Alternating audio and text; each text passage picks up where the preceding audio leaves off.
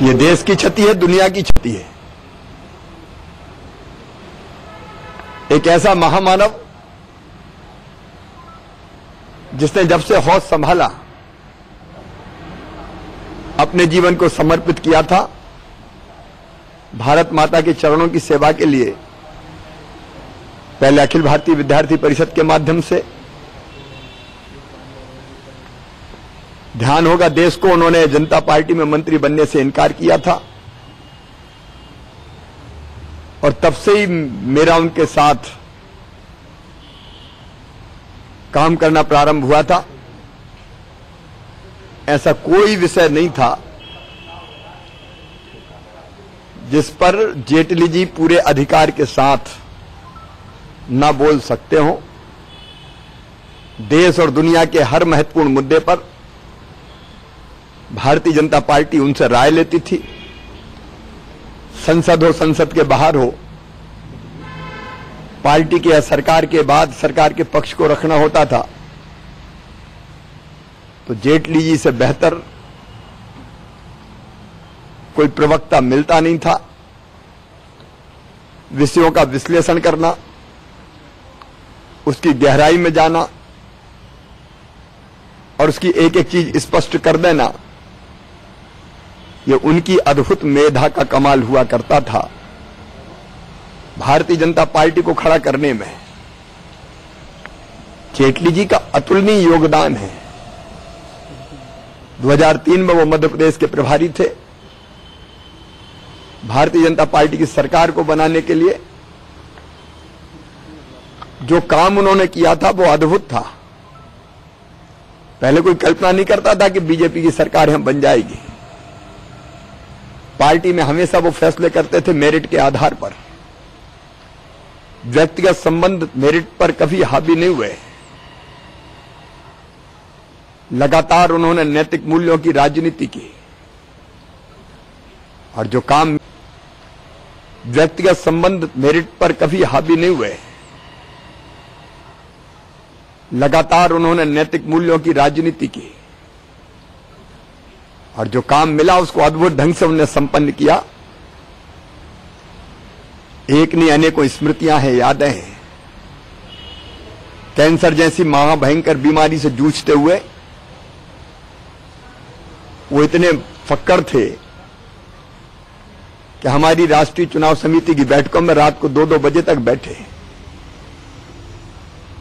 और जब वो बैठते थे तो माहौल को बहुत सरल और सहज कर देते थे। लगता ही नहीं था कि वो इतनी बड़ी बीमारी से जूझ रहे हैं। हमें उम्मीद थी कि वो मौत से लड़कर लौटेंगे। अंतिम क्षण तक वो ब्लॉग लिखते रहे, ट्वीट करते रहे, सोशल मीडिया पे सक्रिय रहे। कोई मृत्यु शैया पर पड़ा हो और धारा 370 के बारे में, कश्मीर के बारे में, देश के महत्वपूर्ण मामलों के बारे में वहीं से अपनी राय प्रकट करते हो और देश का मानस बनाने की कोशिश करते हो, ऐसा जीता जागता महापुरुष मैंने तो नहीं देखा। आपकी सर आखिरी मुलाकात हुई? एम्स में जाने के पहले मेरी बातचीत हुई और तब उन्होंने ये जरूर कहा था कि बहुत पेनफुल प्रक्रिया है, बहुत लंबी प्रक्रिया है। जो बीमारी मुझे है तो दर्द सहना पड़ेगा, लेकिन प्रक्रिया भी बहुत लंबी है। वो तकलीफ से वाकिफ थे, सहन कर रहे थे, लेकिन तब भी हम उम्मीद करते थे कि वो लौटेंगे। मैं अस्पताल भी गया था, परिजनों से मिलकर आया था, क्योंकि उनके स्वास्थ्य के लिए उचित नहीं था कि उस समय उनके पास जाया जाता। लेकिन फिर भी हम किसी चमत्कार की उम्मीद कर रहे थे कि खुद जेटली जी के लिए नहीं, देश के लिए जेटली जी रह सके। मैं उनके चरणों में प्रणाम करता हूं।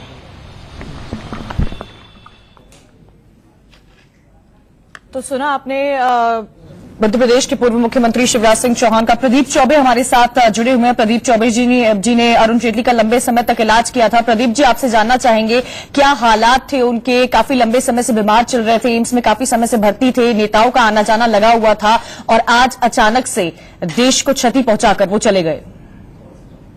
मेरे ख्याल से आई थिंक जेटली साहब का एक ये कंट्री के लिए और मेरे ख्याल से इस पार्ट के लिए बहुत बड़ा शॉक है और बहुत बड़ा लॉस है।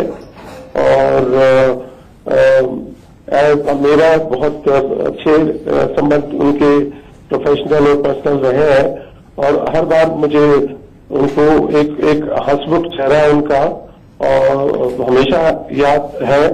और जिस पॉजिटिविटी से वो अपने विचारों को प्रकट करते थे और जितने ऑप्टिमिस्ट थे हर चीज में और एक रियलिस्टिक अप्रोच उनकी लाइफ में रही है। अगर मैं सिर्फ उनकी हेल्थ के बारे में कहना चाहूं, वो हमेशा ऑप्टिमिस्ट थे और जो ये सही समझते थे कि ये इसके लिए जो सेहत के लिए जो ठीक है वो सारे डिसीजन वो लेते थे और बहुत समझदारी के साथ में डिसीजन लेते थे। और उनको जैसा ही बताया जाता था, प्रोफेशनल्स जो उनको सलाह देते थे उनको बहुत दिल से मानते थे। डॉक्टर और ये प्रदीप, उनकी एक व्यक्तिगत खासियत थी। आपका कोई ऐसा अनुभव जिसे आज आप याद कर रहे होंगे, क्योंकि लंबे समय से आपने उनका इलाज किया है, किस तरह वो समर्थन करते थे इलाज के दौरान? कोई ऐसा अनुभव जो आप आज बताना चाहें हमें? देखिए, मैं चाहता हूं कि उनकी डिसीजन पावर इतनी फास्ट, इतनी क्विक और इतनी ज्यादा एनालिटिकल थी कि एज ए मेडिकल प्रोफेशनल हमें भी काफी ऐसा लगता था कि कितनी पॉजिटिविटी है। आप उनको कोई भी चीज बताते थे उनके प्रॉब्लम के लिए और जैसे ही आप उनको कुछ सलाह देते थे वो विद इन सेकेंड्स उस सलाह के एनालाइज करके उस पे एग्री हो जाते थे। और अगर एग्री नहीं है तो उनके कुछ क्वेश्चंस बहुत क्रूशियल क्वेश्चंस और बहुत important to the point questions होते थे and within a short period ही used to take a decision and then he used to stick to that decision and have a full confidence in the professional, whatever it may be. Doctor Pradeep, diabetes के भी मरीज थे वो, kidney transplant भी उनका हो चुका है और अब सॉफ्ट टिश्यू कैंसर की बीमारी पता लगने के बाद उनका 9 अगस्त से इस एम्स में इलाज चल रहा था। क्या इन सब बीमारियों का जब उनको पता लगा था तो वो ऑप्टिमिज्म उसी तौर पर दिखा रहे थे? जी, मेरे ख्याल से उनका ऑप्टिमिज्म में किसी भी तरह से किसी तरह की कोई कमी नहीं आई है और वो हमेशा ये सोच के चलते थे कि जो हो रहा है उसमें कहीं ना कहीं भलाई है और जो इंटरवेंशन है, सर्जिकल इंटरवेंशन है, जो इलाज चल रहा है उसके आउटकम अच्छे ही निकलेंगे और बेस्ट पॉसिबल आउटकम निकलेंगे। शुक्रिया डॉक्टर प्रदीप चौबे जानकारी देने के लिए। ये लंबे समय से उनका इलाज कर रहे थे। देश के पूर्व वित्त मंत्री, बीजेपी के कद्दावर नेता आज हम सबके बीच नहीं हैं। दिल्ली के एम्स में दोपहर 12:07 पर अरुण जेटली ने अपनी अंतिम सांस ली है। 9 अगस्त से वो एम्स में भर्ती थे और कुछ देर पहले प्रणब मुखर्जी से थोड़ी देर पहले हमारी संवाददाता ने बात की थी। क्या कहा उन्होंने, आइए वो भी सुनाते हैं आपको। See him in ventilation, but I talked to doctors and his wife and daughter were there. Arun was a close friend of me, though I was not in the legal profession, but since he entered into parliament, I developed a good relationship with him because large part of my parliamentary career was in Rajya Sabha. Even when I was in Lok Sabha, I was member of the cabinet and more than often I had to be in Rajya Sabha as different ministers in different ministries like defense, external affairs or finance. Functioning as commerce minister in Vajpayee's government, corporate affairs minister. He did wonderful job in bringing out the corporate legislation, and I also found him working in Parliament at a very critical hour of WTO. He took some very clear, exciting steps which helped India to negotiation with major partners in WTO. तो सुना आपने देश के पूर्व राष्ट्रपति भारत रत्न से सम्मानित किए जा चुके प्रणब मुखर्जी। दो अलग विचारधाराओं का आज जो मेल देखने को मिला, उससे ये जरूर कहा जा सकता है कि राजनीति में जो सफर रहा अरुण जेटली का, वो काफी अच्छा रहा और वकील से लेकर राजनेता तक शानदार सफर रहा उनका राजनीतिक। ज्यादा जानकारी के लिए विनोद शर्मा भी हमारे साथ जुड़ गए हैं, वरिष्ठ पत्रकार हैं। विनोद जी, वकील से राजनेता तक का शानदार सफर रहा उनका। 1980 में जब बीजेपी का दामन उन्होंने थामा था तो ही युवा के सेक्रेटरी बने थे, युवा विंग के, और आज तक लेकर एक अलग विचारधारा की जो बीजेपी की लाइन पर चलते आए हैं। जो विपक्ष के नेता हैं वो भी उनकी सराहना करते हैं। जब देश में आर्थिक मंदी आई थी तब भी उन्होंने आर्थिक व्यवस्था को सुधारा था।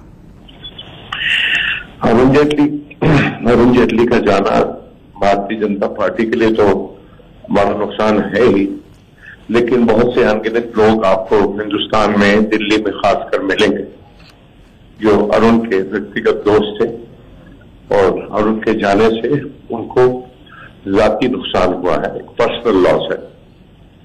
मैं अरुण जी को उस जमाने से जानता था जब वो दिल्ली यूनिवर्सिटी स्टूडेंट यूनियन के प्रेसिडेंट हुआ करते थे, और इसी दौरान इमरजेंसी लगी थी हमारे देश में और फिर उनकी अरेस्ट भी हुई थी।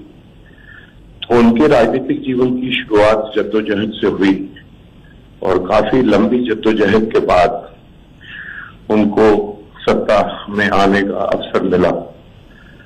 उनकी दोस्तियां राजनीतिक नहीं थी, आइडियोलॉजिकल नहीं थी, उनकी दोस्तियां व्यक्तिगत थी, और यही उनका जो हुनर था, यही जो उनकी स्ट्रॉन्ग पॉइंट थी, उनको जुदा करती थी अपनी जनरेशन के नेताओं के साथ।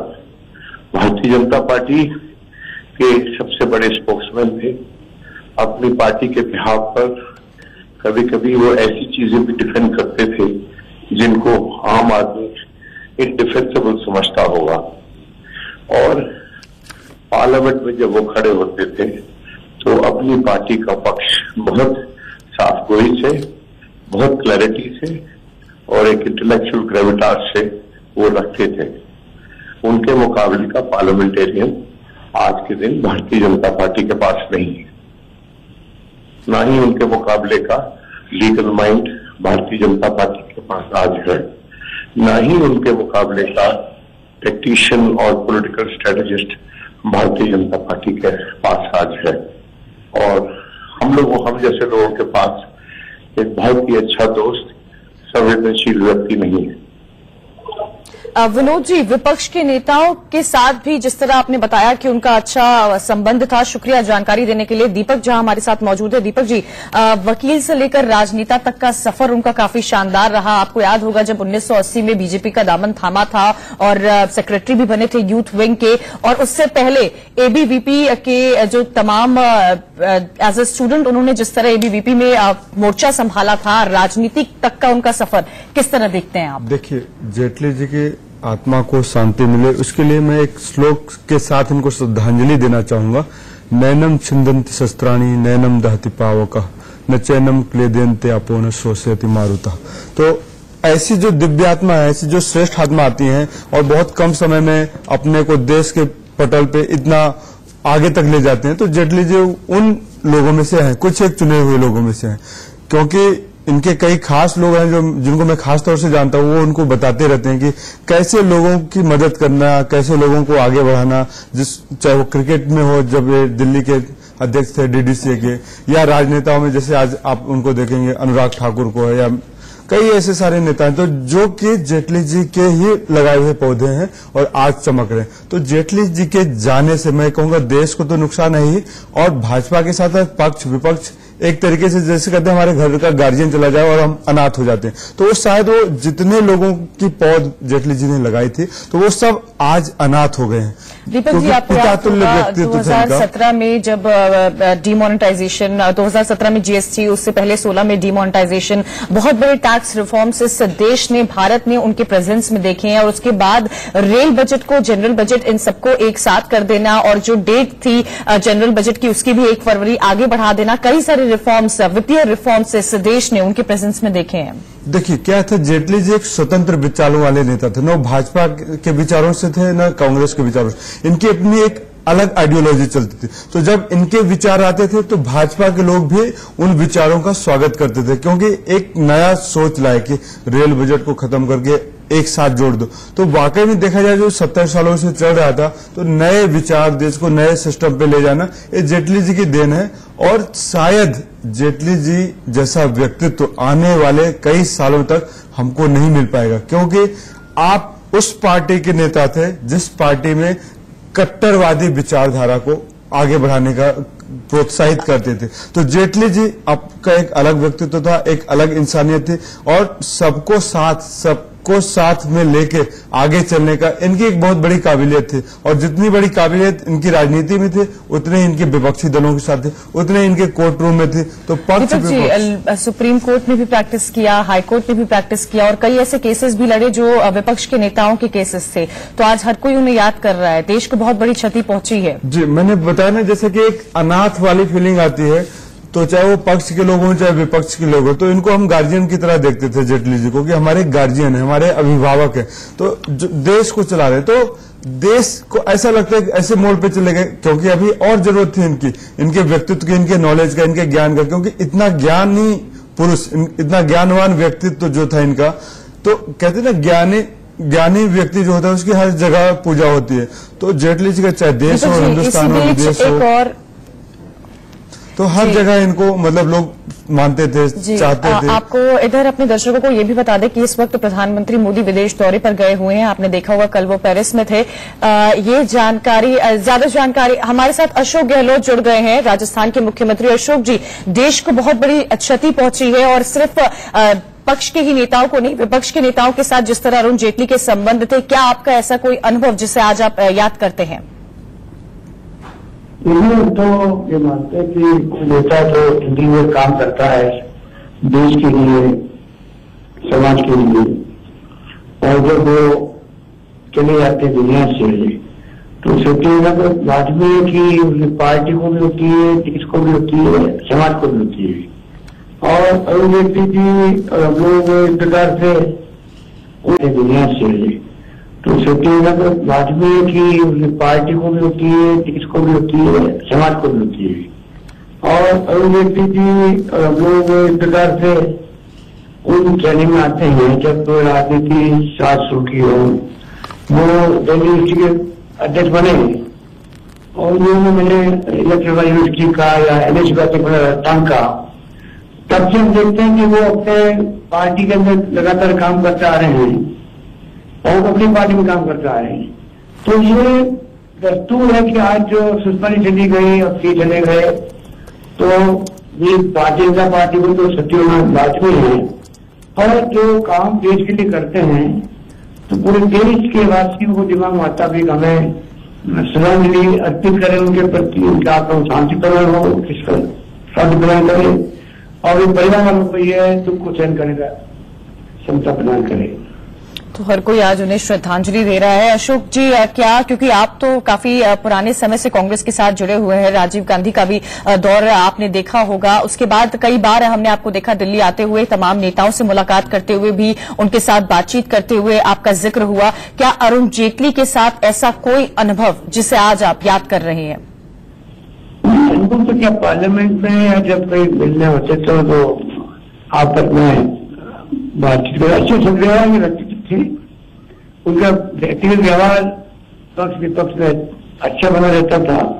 हमारी पार्टी में जो नेता जो उनके ज्यादा संपर्क रहते हैं वो बताते रहते थे हमेशा, तो एक व्यवहार कुशल और काबिल कर्मठ व्यक्तित्व देना चाहिए। जी, तो आपको इसी बीच अपने दर्शकों को ये भी बता दें कि यूएई के दौरे पर प्रधानमंत्री मोदी हैं। प्रधानमंत्री मोदी ने अरुण जेटली की पत्नी और बेटे से बात की है फोन पर, जिन्होंने कहा कि आप अपना विदेश दौरा खत्म न करें। बड़ी खबर इस वक्त आपको बता दे रहे हैं, तमाम नेता जो है पिछले कई दिनों से आपने देखा होगा 9 अगस्त से जब अरुण जेटली एम्स में भर्ती हुए थे, नेताओं का आना जाना लगा हुआ था। और इसी बीच इस वक्त प्रधानमंत्री मोदी क्योंकि यूएई के दौरे पर गए हुए हैं, विदेशी यात्रा उनकी चल रही है, उन्होंने जैसे ही उनको एक खबर मिली है तुरंत उनके परिवार को कॉल किया है।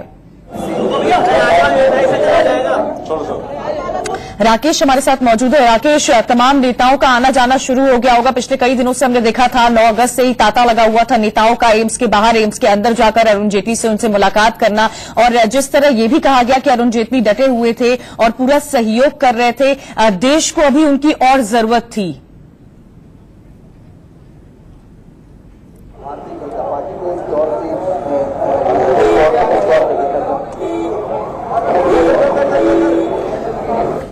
तो आपको बता दें कि उनसे जुड़ने की कोशिश करेंगे, हमारे तमाम संवाददाता फील्ड पर मौजूद हैं। पर इसी बीच आपको एक खबर दे दें, प्रधानमंत्री मोदी से जुड़ी हुई है। मनोहर भी हमारे साथ एम्स के बाहर से मौजूद है। एम्स से एक बड़ी खबर इस वक्त आ रही है। प्रधानमंत्री मोदी ने बताया जा रहा है कि अरुण जेटली के परिवार वालों से बात की है, जिन्होंने कहा कि आप अपनी विदेशी यात्रा को रद्द न करें, उनसे बात करके जाना है। और जिस तरह आपने देखा होगा 9 अगस्त से ही नेताओं का तांता लगा हुआ था, अरुण जेटली से मुलाकात करने कई सारे नेता पहुंच रहे थे, वापस जा रहे थे। और आज जो ये खबर सामने आई है, देश को बहुत बड़ी क्षति पहुंची है। एम्स के बाहर से क्या इनपुट्स मिल पा रहे हैं?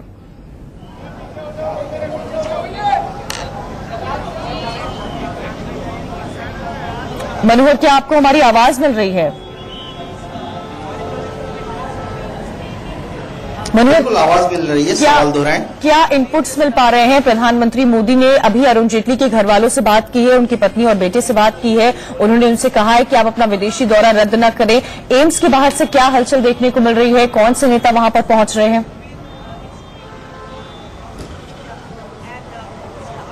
देखिए, यहाँ पर अब नेताओं का आना जारी हो गया है। अभी कुछ ही देर पहले उनकी फैमिली के साथ मिलकर के जो है शाहनवाज हुसैन निकले हैं। उनका कहना था बहुत बड़ी क्षति है बीजेपी के लिए। और जहां तक प्रधानमंत्री का सवाल है, तो प्रधानमंत्री ने उनके बेटे और उनके परिवार के रिलेटिव से बात की है और उन्होंने कहा है कि वो अभी विदेश दौरे पे हैं, तो वो अभी लौट नहीं सकते हैं। तो वहीं वेंकैया नायडू जो उपराष्ट्रपति हैं, उन्होंने भी अपने प्रोग्राम को कैंसिल करके वो भी बाहर आ रहे हैं, वापस आ रहे हैं। वो आंध्रा में थे।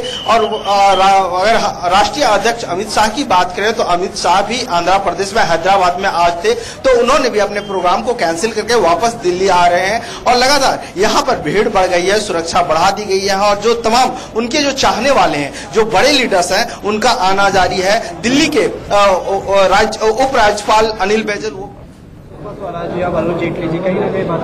एक तो परंपरा चलता है, ये दुखदायक हमारे लिए। सुषमा जी चले गए, अरुण जेटली चले गए, इसके पहले से भी गए, फिर मध्य प्रदेश से भी गए। ये सारा दुखदायक है और ये क्षति हमारे लिए अपूरणीय है।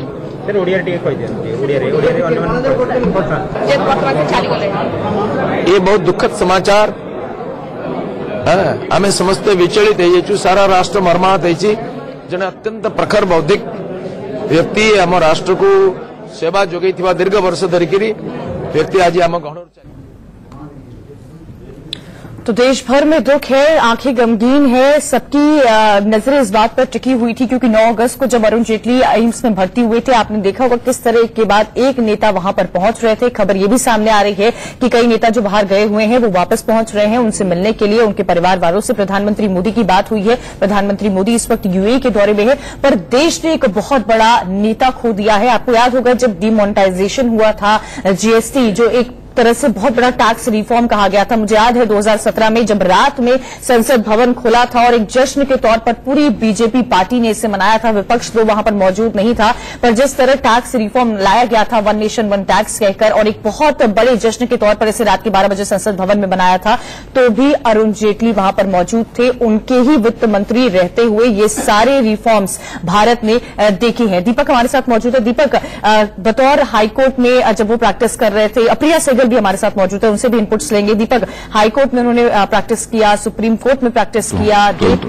मुझे जानकारी प्राप्त हुई कि हम सबके अभिन्न मित्र जिन्होंने लंबे समय तक मिलजुल कर साथ काम किया था, उनका निधन हो गया, अब वो हमारे बीच नहीं है। जहां तक अरुण जेटली जी का प्रश्न है, सारा देश इस सच्चाई को जानता है कि उन्होंने विभिन्न दायित्वों का निर्वाह करते हुए जहां पर पार्टी संगठन को अपना योगदान दिया है, वहीं पर भारत सरकार में रहकर भी उन्होंने बखूबी अपनी जिम्मेदारी का निर्वाह किया है। मैं बराबर यह कहता रहा हूं कि सचमुच अरुण जेटली जी जैसा व्यक्ति यह पार्टी के लिए भी एसेट है, गवर्नमेंट के लिए भी एसेट है, और वह देश के भी एक बहुत ही महत्वपूर्ण एसेट थे। लेकिन विधि के विधान को टाला नहीं जा सकता। अब वो हमारे बीच नहीं है। मैं अब तुरंत मैं भी लखनऊ से सीधे दिल्ली जाने की तैयारी कर रहा हूं और वहां पर जाऊंगा ताकि मैं अपनी श्रद्धांजलि अर्पित कर सकूं। तो सुना आपने, लखनऊ से दिल्ली के लिए रवाना होने वाले हैं रक्षा मंत्री राजनाथ सिंह, और देश भर में जो नेता बाहर मौजूद हैं उन्होंने भी पूरी कोशिश की है कि वो बाहर वहां तक पहुंचे। इसी बीच हमारे साथ हमारी एडिटर प्रिया सहगल मौजूद है। प्रिया जी, आपका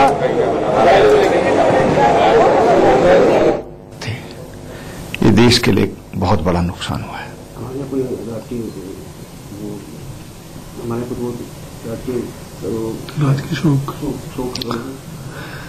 देखिए, अभी क्योंकि अवकाश है, आज भी अवकाश है, कल भी अवकाश है, तो हमारी उनके लिए बहुत श्रद्धांजलि है। भगवान उनकी आत्मा को शांति प्रदान करें, ऐसी हमारी प्रार्थना है।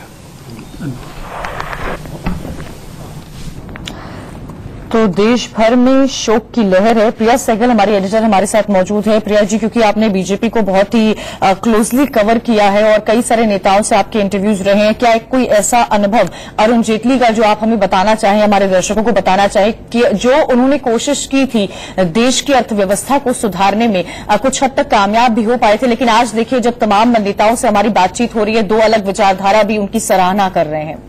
हाँ, लेकिन वित्त मंत्री तो अभी बने। अरुण जेटली की खासियत है, वो काफी जाने माने वकील थे और पहले प्रोफेशनल थे, वो एबीवीपी में से जुड़े हुए थे बीजेपी में, लेकिन उन्होंने बीजेपी को बिल्कुल सक्रिय पॉलिटिक्स उन्होंने काफी देर में ज्वाइन की। अडवाणी ने उनको लाए थे पॉलिटिक्स में, उससे पहले उन्होंने अपना नाम बना लिया था। वो अटॉर्नी जनरल भी रहे हैं, solicitor general. He was more like a lawyer. उन्होंने बोफोर्स मुद्दे में काफी विजय गोयल आगे हैं। विजय गोयल और अरुण जेटली काफी करीब भी थे। वो इनफैक्ट विजय गोयल याद होगा तो विजय गोयल जी उनके साथ एबीवीपी में भी थे, तो वो हमसे जुड़ रहे हैं अभी और हमसे उनका रिएक्शन भी लेंगे विजय गोयल जी का। विजय गोयल जी, एक ऐसा अनुभव जो आज आप बताना चाहते हो? मेरे पास तो अनुभव का भंडार है और मेरे लिए अरुण जेटली का जाना व्यक्तिगत रूप से क्षति है, क्योंकि मेरा और उनका संबंध 40 साल से था और शायद ही कोई ऐसा दिन होता हो जब हम फोन पे नहीं बात करते हो या मिलते नहीं हो। जब श्रीराम कॉलेज ऑफ कॉमर्स में पहली बार मैं फर्स्ट ईयर में आया था तो वो सेकंड ईयर में थे। हम लोग एक ही यूनियन के अंदर चुने गए थे, प्रेसिडेंट और सेक्रेटरी। उसके बाद वो दिल्ली यूनिवर्सिटी स्टूडेंट्स यूनियन के प्रेसिडेंट बने, मैं उसके बाद प्रेसिडेंट बना था। मैंने अरुण जेटली जी को नजदीकी से देखा है। वो मेरे मित्र भी रहे, वो मेरे मार्गदर्शक भी रहे और वे साथ साथ भारतीय जनता पार्टी और अटल जी और मोदी जी की सरकार में हमने एक साथ काम किया है। एक अच्छे वकील के रूप में उन्होंने अपने आप को प्रतिष्ठित किया पूरे देश के अंदर। वो हिंदी और अंग्रेजी दोनों के वक्ता थे। वो जब पार्लियामेंट के अंदर बोलते थे तो उनके तर्कपूर्ण भाषणों को लोग सुनने के लिए वहां पर बैठे रहते थे। संकट मोचक थे वो, कोई भी कठिनाई आती थी। एक अच्छे वित्त मंत्री, एक अच्छे आईएनबी मिनिस्टर और बहुत सारे मंत्रालयों का, रक्षा मंत्रालय, उनका सबका काम उन्होंने संभाला, बखूबी संभाला। अल्प आयु में जाने के कारण हमें ज्यादा दुख है उनका। विजय जी, प्रिया सहगल बोल रही हूँ। आप और अरुण जेटली एक तो और इकट्ठे एक कैबिनेट में भी थे वाजपेयी जी के, तो कैबिनेट के बारे में कुछ बताइए। उनका क्या रोल था कैबिनेट मीटिंग्स में, कैसे आते थे, चर्चा कैसे करते थे? बिकॉज उनका काफी informal type of working attitude था, वर्किंग स्टाइल। देखो, सेकेंड टाइम कैबिनेट में लिए गए थे और तभी उनको कैबिनेट में पहले लिया गया, राज्यसभा का सांसद बाद में बनाया गया। तो आप ये देखिए कि इसका मतलब है उनकी कितनी जरूरत थी, ये एहसास कराती है जी। दूसरा, वो समय समय के ऊपर सरकार के अंदर कोई भी अगर हो तो अगर लीगल राय लेनी है तो अरुण जेटली को याद किया जाता था। कोई दूसरी पार्टियों से बात करनी है तो अरुण जेटली को याद किया जाता था। तो मैं समझता हूँ वो जहां भी रहे अपने आप को उन्होंने पूरा इन्वॉल्व किया जाके। विजय जी, आज आपको वो दिन जरूर याद आ रहा होगा जब पहली बार एसआरसीसी के संबंध में आपकी उनसे 1971 में मुलाकात हुई थी। जी जी जी, 1971 में जब मैं आया था तो ये सेकेंड ईयर में थे। ये कॉलेज का प्रेसिडेंट का इलेक्शन लड़ रहे थे, मैं ज्वाइंट सेक्रेटरी का लड़ रहा था, दोनों हम जीते। तो आप समझिए एक ही यूनियन के अंदर हमने वहां से पारी की शुरुआत की। फिर वो यूनिवर्सिटी के प्रेसिडेंट बने, मैं बना, फिर वो युवा मोर्चा के अध्यक्ष बने, फिर मैं बना। तो ऐसे क्रमशः हम साथ साथ चलते चले गए जी। तो अरुण जेटली जी का क्रिकेट में बहुत शौक था, डीडीसी के भी प्रेसिडेंट थे वो, और साथ में मैच भी वो खूब देखते थे, स्पोर्ट्स भी उनको ध्यान रहते थे, और सेंट्रल हॉल में बैठते थे तो मीडिया कर्मियों के साथ देश और जहां की बात किया करते थे वो। तो मैं समझता हूं मल्टीफेक्टेड उनकी पर्सनैलिटी थी, और वे मेरे घर के सब व्यक्तिगत कार्यक्रमों में आते थे और मैं उनके यहाँ जाता था। तो मैं समझता हूं कि आज पूरा देश के अंदर बहुत शौक है उनके जाने का। और उनका एक शौक था विजय जी, जिसके बारे में आपको भी पता है, उनकी मॉर्निंग वॉक्स वो काफी फेमस हो गई थी, जहां पे पत्रकार भी थे, लॉयर्स भी आते थे और पॉलिटिशियंस भी आते थे। उनकी मॉर्निंग वॉक लोधी गार्डन में होती थी, बिल्कुल, और फिर चाय पर वहां पर गप्पे चला करती थी। और फिर मॉर्निंग वॉक जब वो बड़े पद पे आ गए, वित्त मंत्री बने थे, तो उन्होंने घर में ही वॉक करना शुरू किया। कई बार वो सवेरे वॉक करने के लिए हमको बुला लिया करते थे, तो हम उनके साथ वॉक करते थे और ताकि बातचीत भी होती थी। एक और चीज थी उनमें, उनके पास सारे जहां की खबर जरूर रहती थी, इसलिए वो किसी भी सब्जेक्ट पे जब बोलते थे तो कॉन्फिडेंस से बोलते थे। पर विजय जी काफी बीजेपी को आखिरी सवाल, आई थिंक विजय जी जुड़े हैं या डिस्कनेक्ट हो गए? आखिरी सवाल एक आपसे पूछना चाहती हूँ कि आपकी पार्टी को काफी, सुषमा स्वराज और अब अरुण जेटली तो काफी धक्का मिला है, दो सेकेंड जनरेशन सेकेंड रंग लीडर्स जैसे कि कहा जाएगा, 5-6 लोग चले गए। मनोहर पारिकर भी गए, गोपीनाथ मुंडे भी गए, दवे भी गए, सुषमा जी गई, अरुण जेटली जी गई, तो दुख तो होता ही है, और ये सब सहयोगी है जी। थैंक यू विजय जी बात करने का, हम भी अफसोस प्रकट करते हैं। अब हमारे साथ जुड़े हैं जयराम ठाकुर जी, हिमाचल प्रदेश के चीफ मिनिस्टर। जयराम जी, काफी दुखद घटना हुई आपको अरुण जेटली के बारे में, आपका काफी उनके साथ संबंध भी रहा है, कुछ याद है आपके बारे में कोई घटना या कुछ, उसके बारे में हमें बताएंगे?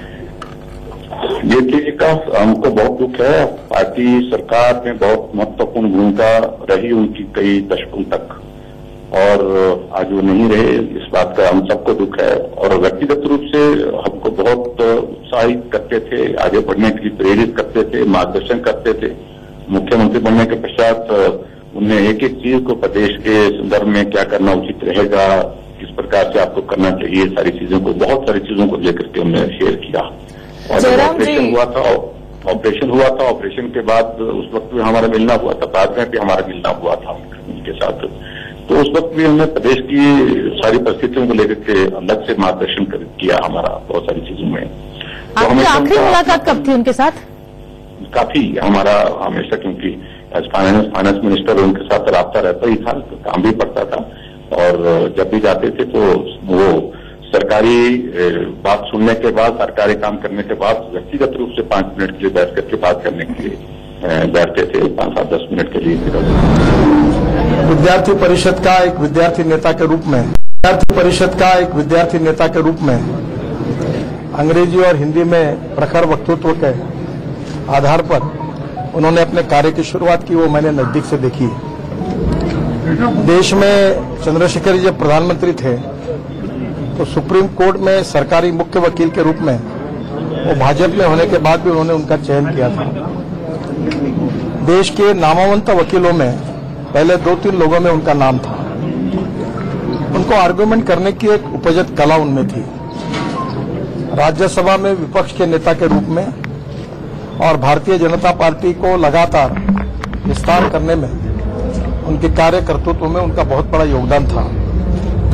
विशेष रूप से भारतीय जनता पार्टी का मैं जब अध्यक्ष था, उस 3 साल में अनेक प्रसंग, समस्या, संकटों पर उनसे सलाह लेकर मैं काम करता था।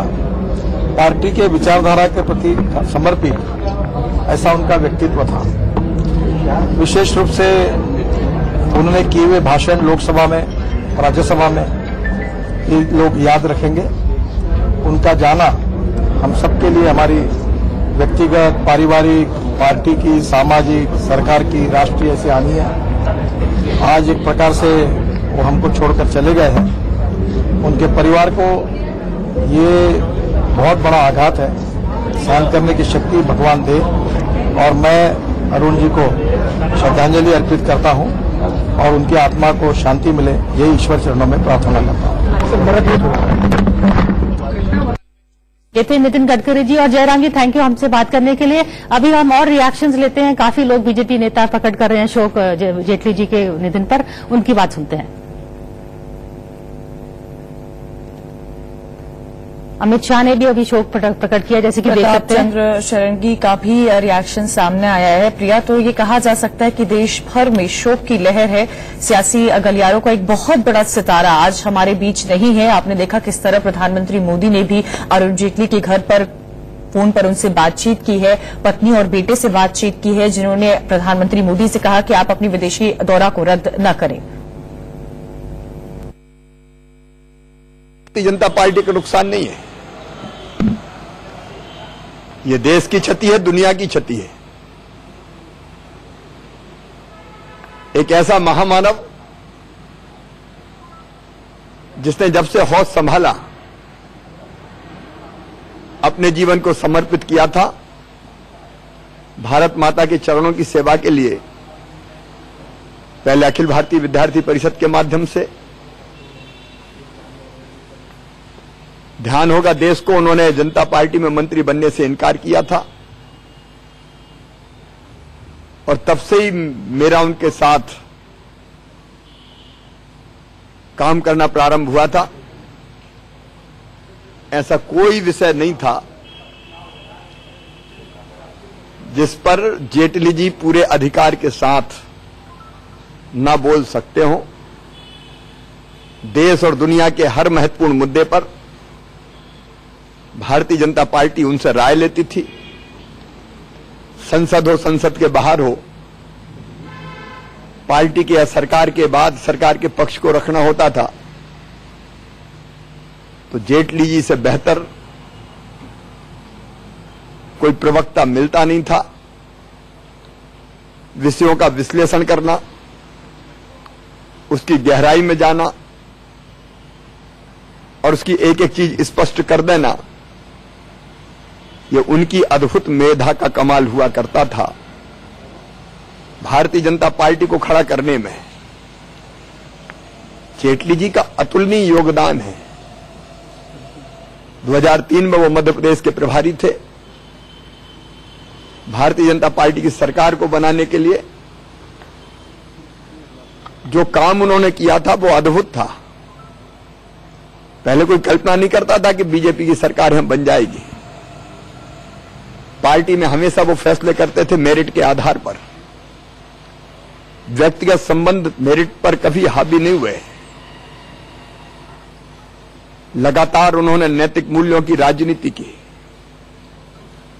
और जो काम मिला उसको अद्भुत ढंग से उन्होंने संपन्न किया। एक नहीं अनेकों स्मृतियां हैं, यादें हैं। कैंसर जैसी महाभयंकर बीमारी से जूझते हुए वो इतने फक्कड़ थे कि हमारी राष्ट्रीय चुनाव समिति की बैठकों में रात को 2-2 बजे तक बैठे और जब वो बैठते थे तो माहौल को बहुत सरल और सहज कर देते थे। लगता ही नहीं था कि वो इतनी बड़ी बीमारी से जूझ रहे हैं। हमें उम्मीद थी कि वो मौत से लड़कर लौटेंगे। अंतिम क्षण तक वो ब्लॉग लिखते रहे, ट्वीट करते रहे, सोशल मीडिया पे सक्रिय रहे। कोई मृत्यु शैया पर पड़ा हो और धारा 370 के बारे में, कश्मीर के बारे में, देश के महत्वपूर्ण मामलों के बारे में वहीं से अपनी राय प्रकट करते हो और देश का मानस बनाने की कोशिश करते हो, ऐसा जीता जागता महापुरुष मैंने तो नहीं देखा। आलूवालिया जी, दरअसल प्रिया सहगल हमारे साथ, बीजेपी वरिष्ठ नेता एस आलूवालिया जी हमारे साथ हैं। फर्स्ट ऑफ ऑल अफसोस प्रकट करना चाहती हूँ। अच्छा, उनकी लाइन कट गई है, शायद फिर से जुड़ेंगे हमारे साथ। लेकिन जैसे कि देखा जाए, सारे दिग्गज नेता अरुण जेटली के बारे में अपना अपना अनुभव बता रहे हैं और शिवराज सिंह चौहान ने अच्छा बोला है। उन्होंने कहा कि वो हर चीज में, जब बीमार भी थे फिर भी ब्लॉग करते थे, ट्वीट करते थे और इस तरह से उन्होंने सोशल मीडिया में भी अपने आप को अडेप्ट किया। चाहे वो फिजिकली ना आ पाए, लेकिन वो स्पिरिचुअली और बिल्कुल इन लेटर एंड स्पिरिट तो बिल्कुल थे गवर्नेंस मोड में। उनको आखिर तक प्राइम मिनिस्टर मोदी ने दीपक झा हमारे साथ मौजूद हैं। दीपक, देखा होगा आपने पिछले 1.5 साल से वो उनकी तबीयत नहीं ठीक चल रही थी और इसी वजह से इस बार वो कैबिनेट में भी नहीं मौजूद थे। लेकिन अगर उनके राजनीतिक करियर की बात की जाए तो जितने बड़े रिफॉर्म्स उन्होंने दिखाए हैं, जब देश में आर्थिक व्यवस्था ठीक नहीं चल रही थी उसके बाद भी पूरी मेहनत उन्होंने की कि देश में अर्थव्यवस्था को पटरी पर वापस लाया जाए। देखिए, जेटली जी की सबसे बड़ी उपलब्धि तो उनके मतलब कहते हैं ना, होना हर वीरवान के होते चिकने पात। तो जब उन्होंने शुरुआत किया था तो 37 साल की उम्र में additional solicitor general of India बनना, तो वो दिखाता है कि वो व्यक्ति कितना बुद्धिजीवी रहा होगा। और वो बुद्धिजीवी व्यक्ति आज देखिए, मौत का संघर्ष कितना बड़ा होता है वो जेटली जी ने दिया कि मौत से संघर्ष किया। वो उन्होंने प्राण त्यागा नहीं है, जीवन को हराने की कोशिश किया है। तो वो दिखाता है कि मानसिक तौर से कितने स्ट्रांग थे। शरीर के अंग काम करना बंद कर दिए थे। लेकिन जो मेरी बात हो रही थी डॉक्टरों थोड़ा सा उनके बारे में कोई एनेक्डोट बताइए, क्योंकि वो बिल्कुल उन्होंने बीजेपी को 2 से इस हद तक, मेरे को अभी 2-3 दिन पहले मुलाकात हुई थी डॉक्टर नरेश त्रिहन से। हाँ। और वो बता रहे थे कि उनके बच्चों के घर पे बच्चों का जन्मदिन था, तो जेटली जी आते हैं अपनी पत्नी के साथ और 4-5 साल के बच्चे थे, तो जेटली जी को बकेट में हाथ में बकेट थमा देते हैं। अच्छा। और बोलते हैं चलो आप इसमें बॉल डालना है, कुछ ऐसे बच्चों का गेम होता है। तो जेटली जी और उनकी पत्नी डॉली जी उठ के बच्चों के साथ जाके पूरे घर के चक्कर लगा के आते हैं। तो बहुत अभी 3-4 दिन पहले की बात बता रहे थे वो। तो बता रहे थे कि कितना बच्चों के साथ बच्चे बन जाना, बड़ों के साथ बड़े बन जाना, ज्ञानी के साथ ज्ञानी बन जाता। तो इनके पर्सनालिटी का डिफरेंट रंग, व्यक्तित्व को हम कहते हैं ना, कितने डायमेंशन में रिफॉर्म करते थे, ट्रांसफॉर्म करते थे। वो जेटली जी से शायद बेहतर कोई नहीं हो। और एक और उनकी जो काबिलियत थी दीपक जी, उनको लीगल उनकी स्किल्स थी, पर मोदी गवर्नमेंट उनको मीडिया मैनेजमेंट में हेडलाइंस मैनेज करना, उस तरह से उनके काफी जर्नलिस्ट पत्रकारों के साथ भी अच्छे संबंध थे। इसके लिए मैं बोलूंगा कि देखिए, जेटली जी का जो व्यक्तित्व था, जो स्वभाव था, वो खाटी राजनीतिक जो होते हैं ना, राजनेता एक लाइन को पकड़ के चलते हैं। इसी बीच ये भी बता दें हमारे दर्शकों को कि राजनाथ सिंह भी इस वक्त लखनऊ में है, जो दिल्ली के लिए रवाना होने वाले हैं। उन्होंने क्या कहा है वो सुनाते हैं। Country and personally to me also, I have no words to express my grief. I have been a colleague right from student days.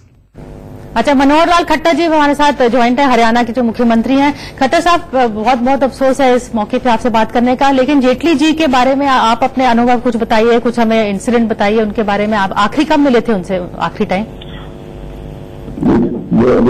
Jaitley ji के जाने का बहुत ही हमको अफसोस हो रहा है कि हमारे बीच से वो चले गए। बहुत एक अच्छे पार्लियामेंटेरियन, हर विषय पर अपनी पकड़ रखते थे। मैं पिछले दिनों में उनके घर होके आया था, जो वो अस्वस्थ थे, लगभग 20 दिन पहले की बात है। और उसके तुरंत बाद पर एम्स में वो नए स्पोर्ट पर सिस्टम पर चल रहे थे लगातार। आज अचानक हमारे बीच से चले गए। एक सुलझे हुए नेता की तरह जब भी कभी हमें कोई कठिनाई आती थी, चाहे डिपार्टमेंट के नाते, चाहे हरियाणा पंजाब के बारे में जब भी बात करते थे, तो अपनी एक बहुत सूझबूझ की बेलाज अपनी सलाह हमको देते थे। जब मैं पंजाब का प्रभारी था तो अमृतसर के बारे में और बाकी स्थानों के बारे में कई बार हमसे मिलना हुआ। बहुत ही एक सुलझे हुए छोड़ के चले गए, बड़ा दुख है इस बात का। मैं उनके प्रति, उनके परिवार के प्रति अपनी संवेदना प्रकट करता हूँ। आखिरी मुलाकात का कुछ और बताइए, क्या क्या बातचीत हुई थी? काम के अलावा भी आपने कुछ उधर बातें की होंगी। उनका इंटरेस्ट भी काफी रहता है और चीजों में, क्रिकेट में वगैरह में, इस तरह की कोई बातचीत हुई? 2-3 विषयों पर बातचीत हुई। उनके स्वास्थ्य के बारे में बातचीत हुई। मंत्रिमंडल में जब उन्होंने कहा कि जब ये नया मंत्रिमंडल बन रहा था, उस समय उन्होंने आगे बढ़कर के ये कहा कि मेरा स्वास्थ्य ठीक नहीं है और मुझे मोदी जी से उन्होंने कहा कि मुझे मंत्रिमंडल नहीं लिया जाना चाहिए। और मोदी जी ने उनकी बात मानी तो स्ट्रांग होकर के उन्होंने एक प्रकार से विड्रा किया था। ये बात उन्होंने शेयर की थी। हरियाणा के बारे में पूछा कि आने वाले चुनाव में हरियाणा में बहुत अच्छे समाचार मिल रहे हैं, सब ठीक रहेगा। तो इस बारे में हमने आपस में बातचीत की और कुल मिलाकर के वो भी संतुष्ट थे, हम भी संतुष्ट थे। हरियाणा के चुनाव के अंदर सब लोगों को काम में लगाया जाए, इस प्रकार की बात भी उन्होंने बड़े से की थी। मतलब आखिरी मूड समय तक वो स्ट्रेटेजाइज ही कर रहे थे, अगली चुनौती हरियाणा चुनाव, मतलब he was fighting till the end, ऐसे जैसे कह सकते हैं हम, नहीं? हाँ बिल्कुल, हर विषय में अपने आप को इतना सूझबूझ से अलर्ट होकर के सारी बातें कर रहे थे। भले बीच बीच में उनको खांसी भी उठ रही थी, बीच बीच में दवा भी ले रहे थे, लेकिन अपनी बातचीत में जरा भी उन्होंने ये ऐसा महसूस नहीं होने दिया कि कोई उनको जो विषयों के ऊपर बातचीत करने में जरा भी कोई उनको दिक्कत नहीं है। हर चीज उनको जो नहीं था, बड़े स्पष्ट वाली तरीके से अलर्ट थे, मेंटली अलर्ट सो मच।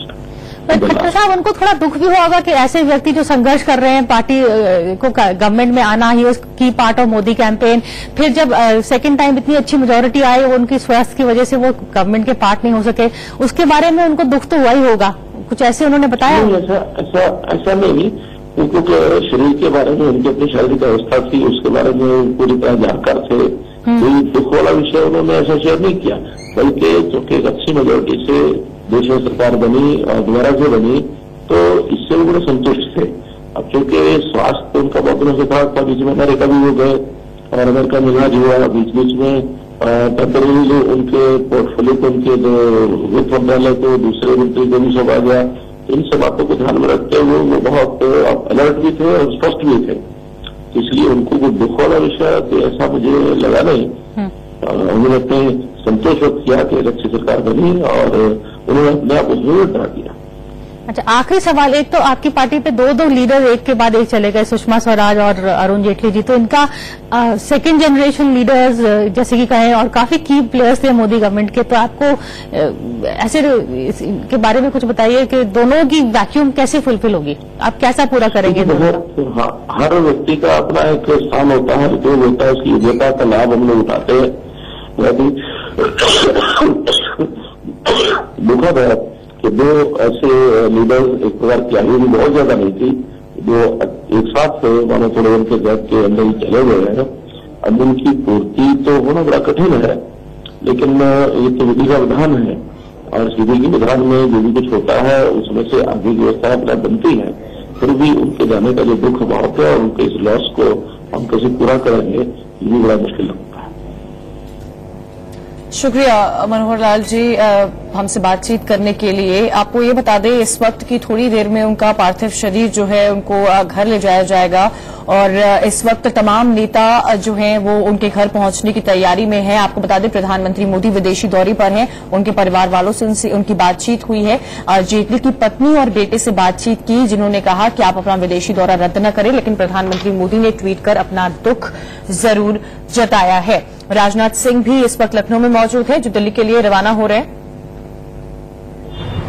तो मैं तो कई बार उनसे मजाक करती थी कि अरुण जी, बहुत सारी महिलाएं आप पर बढ़ती होगी ना, संगीता को बोलना पड़ेगा, जरा ध्यान दे आपकी तरफ। अरे ऐसा व्यक्तित्व एक था, बहुत जॉली गुड भी थे और सबसे दोस्ती ऐसा व्यक्ति, और एक प्रकार से आधार थे, पार्टी का भी आधार थे, सरकार का आधार स्तंभ होना, यानी वित्त मंत्री होते हुए भी कानून के उतने ही ज्ञाता थे। तो कोई भी ऐसी कानूनी बात आई तो सबसे पहले उनकी सलाह पूछी जाती है। बहुत सारे सालों का अनुभव भी था उनका, तो उनका सब पूरा उपयोग आज पार्टी को मिलता था। सबसे पहले उनकी सलाह पूछी जाती है। बहुत सारे सालों का अनुभव भी था उनका, तो उनका सब पूरा उपयोग आज पार्टी को मिलता था। बीमार तो जब हो गए थे, मैं अभी महीना 2 महीने पहले जब उनसे मिल के आई थी, तब मैं खुद ही नर्वस हो गई थी कि मालूम नहीं है अरुण जी मुझे दोबारा दिखेंगे, तो ऐसा मेरे मन में तो लग ही रहा था। मगर उसके बाद भी महीना 2 महीने उन्होंने जो निकाले, तो मन में आशा हो गई थी कि नहीं, शायद ठीक हो जाएंगे। ये भी मालूम था कि ये आशा भी गलत है, मगर अभी कई दिनों से एम्स में भर्ती हो गए थे और दिन ब दिन खबर तो ये आ रही थी कि उनकी प्रकृति ज्यादा सीरियस ही होती जा रही थी। अभी के अभी हमारे 2 ऐसे लोग चले गए थे, यानी अटल जी के जाने के बाद सुषमा जी और अरुण जी, ये 2 एक गंभीर आधार स्तंभ पार्टी के थे, मुखर लोग थे, दोनों बोलने में होशियार। और अरुण जी का तो ऐसा है कि बुद्धिमानी के साथ बोलते थे सामने वाले को, कभी बहुत ज्यादा चिल्लाते नहीं थे, मगर जो उत्तर देते थे वो बिल्कुल टू द पॉइंट, ऐसा नहीं होता। और ऐसा ये व्यक्ति जो हमारा भी अपना था लगता, सलाह भी देते थे, बातचीत करते समय कभी अरुण जी हमें ऐसे नहीं लगे कि ये कोई बहुत बड़े लीडर है, ऐसा मतलब अपना भाई।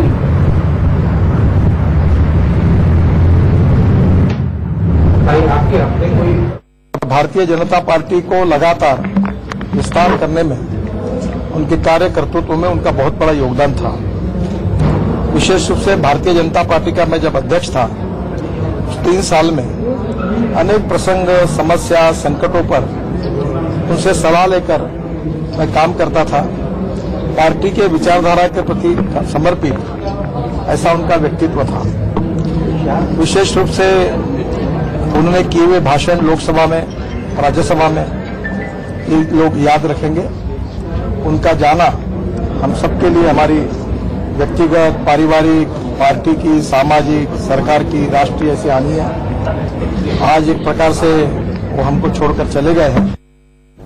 सुना आपने नितिन गडकरी, केंद्रीय मंत्री नितिन गडकरी को। इससे पहले आपने सुमित्रा महाजन को सुना था। हर किसी की आंखें आज गमगीन है क्योंकि देश ने एक बहुत बड़ा नेता आज खोया है। जिस तरह से संकट में बीजेपी के साथ खड़े रहते थे और बीजेपी के एक तरह से मीडिया के सामने खड़े रहते थे, तमाम बातें मीडिया के सामने रखते थे। पत्रकारों से जो इनका संबंध था वो भी काफी गहरा था। सेंट जेवियर्स से स्कूल की पढ़ाई की, उसके बाद श्रीराम कॉलेज से ग्रेजुएशन कंप्लीट की। लॉ में इनका काफी इंटरेस्ट था और इसी के बाद वो दिल्ली यूनिवर्सिटी से लॉ की डिग्री भी लेते हैं और उसके बाद प्रिया हाईकोर्ट और सुप्रीम कोर्ट से लॉ की प्रैक्टिस करते हैं। प्रिया, यहां पर एक और बात यहां पर अपने दर्शकों को बताना चाहूंगी कि कई ऐसे विपक्ष के नेता थे जिनका केस इन्होंने लड़ा था। एक सबको याद आज रहेगी उनकी और सब अपना अनुभव आज याद कर रहे हैं। देश को बहुत बड़ी क्षति पहुंची है जो इनका कार्य। मुझे वो भी पल याद आ रहा है जब इमरजेंसी के दौरान ये जेल में हुए थे और इनसे काफी प्रभावित होकर इनको फिर राष्ट्रीय का पद भी दिया गया था। तो जेल का भी सफर, जेल की भी वो 4 दीवारें इन्होंने देखी है। इनका जो सफर था वो आसान नहीं रहा था। जेल में तो उन्होंने स्टूडेंट पॉलिटिक्स भी किया था, एबीवीपी के थे और दिल्ली यूनिवर्सिटी के प्रेसिडेंट भी रहे हैं। तो उन्होंने स्टूडेंट पॉलिटिक्स से शुरू किया था, उसके बाद लीगल किया। जैसे कि आपने कहा कि काफी ऑपोजिशन लीडर्स को उन्होंने रिप्रेजेंट किया था और इस तौर से उनकी जो क्रॉस पार्टी का जो उनका दोस्ती थी वो काफी बढ़ गई थी और ये काफी काम भी आई मोदी गवर्नमेंट के टाइम, जब उनको बिल्स पास करवाने थे, जब उनको किसी और ऑपोजिशन से बातचीत करनी थी। आप तो जानते हैं कि सोनिया गांधी और मोदी, प्राइम मिनिस्टर मोदी के साथ तो बिल्कुल ना के बराबर बातचीत होती थी। तो इस बीच में अरुण जेटली आते थे। अरुण जेटली, गुलाम नबी आजाद, कमलनाथ वगैरह ऐसे नेताओं के साथ उनका अच्छा आना जाना था। तो उनके साथ वो कोई सहमति बनाते थे इंपॉर्टेंट बिल्स की। तो ये काम, ये जो पोजीशन अरुण जेटली की है, ये वैक्यूम काफी भारी पड़ेगा। वो लीडर ऑफ पार्टी राज्यसभा में भी थे और पार्टी का भार राज्यसभा में अरुण जेटली ही संभालते थे क्योंकि लोकसभा में तो प्राइम मिनिस्टर मोदी थे। पर अरुण जेटली का जो था वो पार्लियामेंट्री अफेयर्स मिनिस्टर तो नहीं रहे, लेकिन उनका रोल एक इनफॉर्मल टाइप उसी तरह का था। पूरी आम सहमति बनाना, ऑपोजिशन लीडर से बातचीत करना और with in the BJP also उनकी काफी फॉलोइंग थी, अपने कॉलीग्स के साथ थी। छोटे लीडर जैसे अनुराग ठाकुर उनके माने जाने थे, निर्मला सीतारमन, पीयूष गोयल एक टाइम उनके प्रोटेजी थे। तो जो पहली मोदी गवर्नमेंट की जो पहली थी 2014 में, तो उस समय प्राइम मिनिस्टर मोदी खुद कहते थे कि मैं दिल्ली को मुझे जानता ही नहीं था, मैं दिल्ली को जानता था। तो अरुण जेटली थे उनके गो बिटवीन। आपको याद होगा शायद दीपक जी के शुरू में मोदी जी जब दिल्ली आए थे तो उनके घर में डिनर्स होते थे। अरुण जेटली ने काफी डिनर्स होल्ड किए हैं कि मीडिया लोगों को अरुण प्राइम मिनिस्टर मोदी से मुलाकात की जाए। तो इस तरह का जो रोल है वो काफी मिस होगा। देखिए, अरुण जेटली एक लाइमलाइट, मतलब हर तरह की जिंदगी जी के गए हैं, तो दुख नहीं है उनको कि देखिए 19 महीने जेल में भी रहे हैं, सरकार भी चलाए, मोदी जी को मार्गदर्शक की तरह, कृष्ण की तरह रहे हैं। तो मोदी जी ने भी कई बार गाहे बगाहे कहा कि ये हमारे मार्गदर्शन में हैं और सारथी की तरह मेरे को काम किया। तो उंगली पकड़ के रास्ता दिखाया दिल्ली में कि दिल्ली की गलियों को, दिल्ली के लोगों को, दिल्ली के कल्चर को कैसे समझना है, कैसे जानना है। इसीलिए शायद आज मोदी जी कह रहे कि मैंने एक अपना अभिन्न मित्र, जो एक दोस्त होता है, हम राजनीति में रहने वाले लोग कई बातें एक दूसरे से शेयर नहीं करते हैं, लेकिन मोदी जी और आप कहते हैं कि जेटली साहब, देखिए दुख इतना है कि हम क्या बोलना है ये समझ में नहीं आ पा रहा है आज।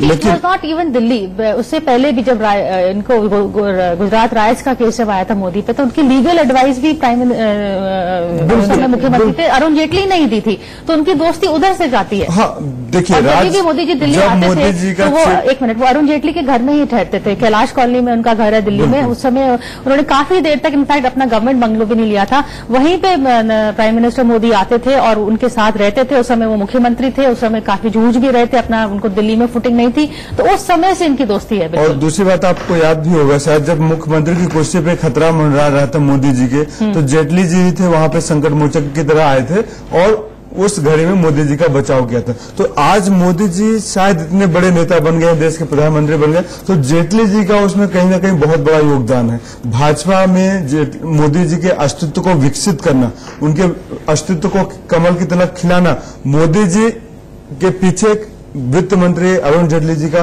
बहुत बड़ा हाथ रहा है। इसमें कहीं कोई नकार नहीं सकता। उत्तराखंड के मुख्यमंत्री त्रिवेंद्र सिंह रावत ने क्या कहा है, आइए आपको वो सुनाते हैं। देखिए, एक के बाद एक दुखद घटनाएं हो रही हैं। एक साल में ही हमारे देश में और चाहे प्रदेश में हो, हमारे बहुत ही जो मूर्धन्य कार्यकर्ता कहना चाहिए, लीडर कहना चाहिए, वो हमसे बिछुड़ गए हैं। अरुण जी एक बहुत ऊंचे विचारक, चिंतक, चाहे एक विधिवेत्ता के नाते, एक कुशल वित्त मंत्री के नाते उनकी एक अपनी पहचान थी। भारतीय जनता पार्टी के लिए भी, देश के लिए भी और उत्तर प्रदेश के लिए भी श्री अरुण जेटली जी का जाना, मैं मानता हूं कि इतनी बड़ी क्षति है जिसकी भरपाई करना मुश्किल रहेगा। ये अत्यंत दुखदायक, हमसे मर्माहत हो गए हैं, पूरा राष्ट्र स्तब्ध हो गया है। और काफी दिनों से उनका स्वास्थ्य अवस्था खराब था और राष्ट्र को उनका सेवा अत्यंत आदर्श स्तरीय था और हम वर्णन नहीं कर सकते। भिन्न भिन्न विभागों में गुरुत्वपूर्ण दायित्व लेकर के वो सफलतापूर्वक अपना जिम्मेदारी निभाया है। सारा राष्ट्र उनको कृतज्ञतापूर्वक श्रद्धांजलि अर्पण करता है और हम सब परमात्मा को प्रार्थना करते हैं कि उनका आत्मा को शांति मिले और उनका परिवार को ये महान दुख को सहन करने के लिए सामर्थ्य प्रदान करें। बहुत दुखी हूं कि हमारे पुराने मित्र ही नहीं, इस देश के वरिष्ठ नेता, भारत सरकार के पूर्व वित्त मंत्री रहे हुए अरुण जेटली जी अब नहीं रहे। मुझे यह कह करके कि मैंने विद्यार्थी जीवन में भी लंबे अरसे तक उनके साथ रहा। वो दिल्ली विश्वविद्यालय छात्र संघ के अध्यक्ष थे, मैं पटना विश्वविद्यालय छात्र संघ का अध्यक्ष बाद में बना। उनका बहुत ही सानिध्य और बहुत ही स्नेह, हम मित्र के समान 1972 से हमारा बहुत ही पारिवारिक संबंध बन गया था।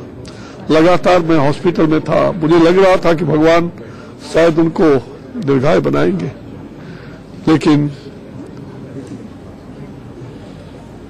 आज वो नहीं रहे। पूरा देश स्तब्ध है। भारतीय जनता पार्टी के एक वरिष्ठ नेता भी रहे। मैं आज उनके मृत्यु पर श्रद्धांजलि अर्पित कर रहा हूं और भगवान से प्रार्थना करता हूं कि उनकी आत्मा को चिर शांति प्रदान करें और उनके सभी परिवार और सभी चाहने वाले लोगों को भगवान उन्हें शक्ति दे, धैर्य दे। तो सुना आपने बीजेपी के तमाम नेताओं को, हर किसी में आज शोक की लहर मौजूद है। ये तस्वीरें आपने देखा एम्स की हैं, पर उनके घर के बाहर की भी कुछ तस्वीरें सामने आई है। ये एम्स की तस्वीरें हैं, पर उनके जहां पर उनके परिवार वाले मौजूद हैं और सुरक्षा के भी कड़े इंतजाम किए गए हैं। आप देखिए उनके परिवार वाले किस तरह अविस्मरणीय आणि अतुलनीय डिसइन्व्हेस्टमेंट असेल किंवा या ठिकाणी रिऑर्गनायझेशनचं बिल असेल, विविध जी कामं केली आहेत, पण त्यात सगळ्यात महत्वाचं केंद्रीय वित्त मंत्री म्हणून अरुणजींनी ज्या प्रकारे जीएसटी आणला। श्रीमान अरुण जेटली जी भारत देश के एक बहुत बड़े कद्दावर नेता थे। श्रीमान Arun Jaitley ji intellectual iron man के नाम से जाने जाते थे। बहुत बड़े बुद्धिजीवी, बहुत बड़े समाज सेवक और बहुत बड़े कानून के माहिर थे। जब जब इस देश के ऊपर कोई संकट आया, एक सैनिक की तरह श्रीमान अरुण जेटली साहब ने काम किया। अरुण जेटली साहब भारत माता के एक वीर पुत्र के नाते से जाने जाते हैं।